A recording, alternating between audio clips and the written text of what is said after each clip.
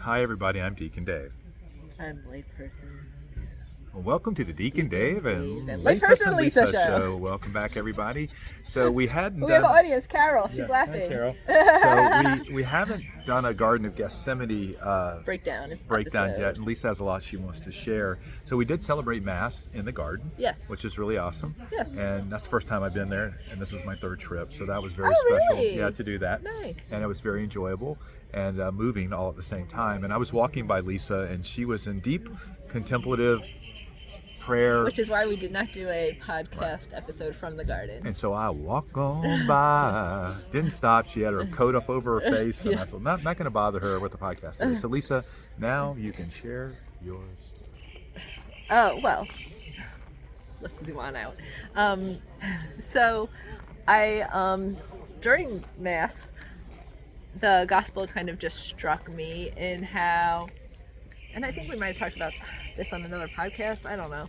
But anyway, so this past Holy Thursday, I just was reflecting on how Jesus was in distress, and then he went to his friends, and his friends represented the world, and they were sleeping, so they could not help him. So the world could not help us. But then when Jesus prayed to his Father, then the angels came and ministered to him and gave him through them.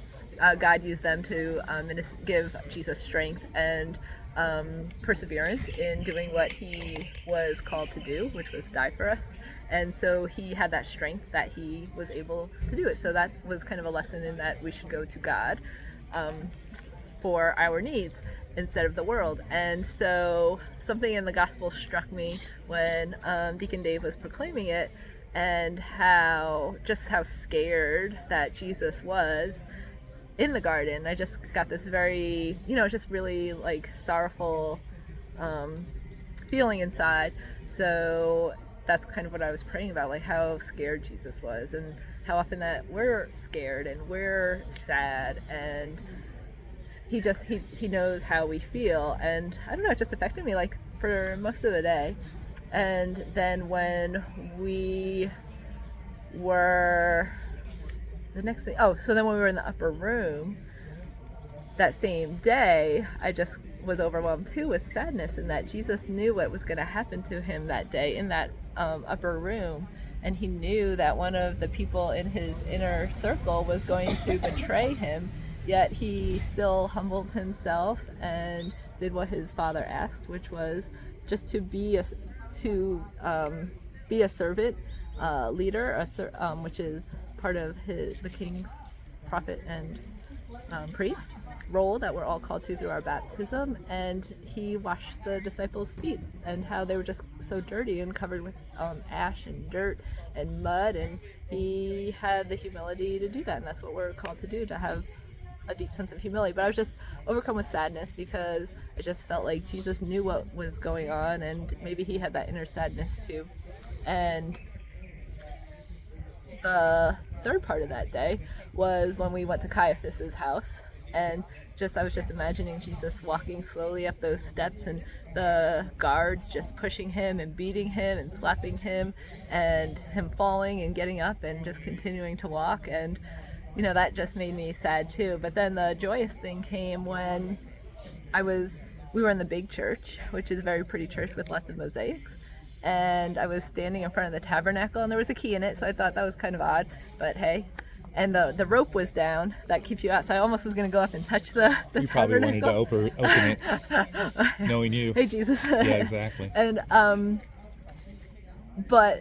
so I was standing there, and then a religious sister came by, and she had the ciborium, and she opened it, the tabernacle, and put Jesus back in. And then I just was like, that was really cool that I got to experience that, and that just gave me joy. And that Jesus, no matter, even if we feel, there's times where we feel empty, and I wasn't feeling empty that day, just more sorrowful, but Jesus is always there, even Debbie's looking at us like, why are we doing a podcast? No, this is a garden of Gethsemane. This is a Garden of Gethsemane that she wanted to do. And come over here, Debbie. We need your perspective on the Garden of Gethsemane. No, I'm gonna go by someone else. Thank you. Oh, Wow. and so, Jeez. Oh. but the times when we, like, Jesus knows what we feel and what we're going through, and he experienced those same emotions and feelings and situations, and but he's always there, even if he's not physically present in the Eucharist. He's still in our hearts, and he's still all around us, and the people and the nature and just everything. And so what did I say about that in my homily yesterday? Because I referred back to the Garden of Gethsemane. This is a quiz Yes, you to did. see if you really paid attention. I did, because when you said it, it struck me. Yeah, so the measuring of the suffering has everything to do With the love for Jesus. the measure of love. And so we have to, here, I'm going to come over to me. So we have to understand that we have to move from the suffering and the sorrow that we may feel to the joy of knowing how much we are loved, and that we have a God who is resurrected and who sits at the right hand of the Father. So we don't have to remain, sorry. Well, I was giving you I'm just kidding. So we don't have to remain in that sorrowful, this is actually not bad. We don't have to remain in that sorrowful place, right? We can go from that sorrow to knowing that the measure of sorrow is the measure of how much we have been loved, right? Because that's really what the Lord wants us to know, is how much we're loved. And then that should be the impetus for us to not sin, to try to live a life that is conformed to his will and what he is calling us to do. Yes. And so, yes, that's what I said, Lisa. Yes. No, I knew half of it. Sometimes good. we have to jog my memory. That's what I just did. I jogged your memory. Our viewers know I forget stuff all the time. That's okay. Do you have anything else on the Garden of Gethsemane? No, what about you? No, I just thought it was to be able to celebrate Mass there and to deliver the homily for that was really beautiful. I don't even remember what I said on that particular one, because that was a couple days ago now. But yeah, it was nice. Yes, it was agony. Oh, about agony, right? And the Greek words, contest and struggle. So agon means struggle, and agona means contest. And so there's always this contest, thank you for reminding me, between sin and our relationship with God, right? So that's the contest, and it's anytime we go into suffering, it is a struggle.